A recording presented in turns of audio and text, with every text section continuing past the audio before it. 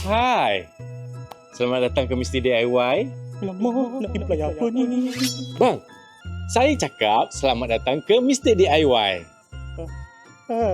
Tak nak. Tak nak. Apa dia ni? Orang tak orang ni? Bang,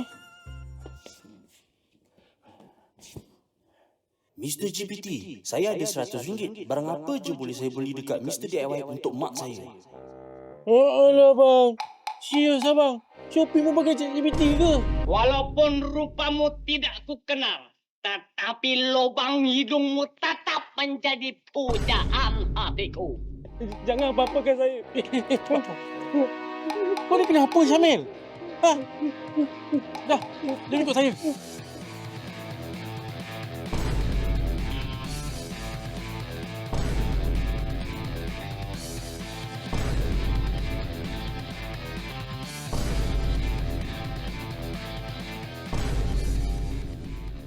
Semua sekali RM92.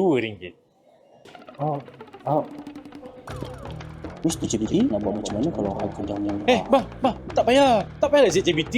Benda kalau dah murah, simple bang. Cakap terima kasih. Terima kasih. Kan molek tu. Budi bahasa, budaya. Saya Budaya kita lah bang. budaya kita. Bang, ni.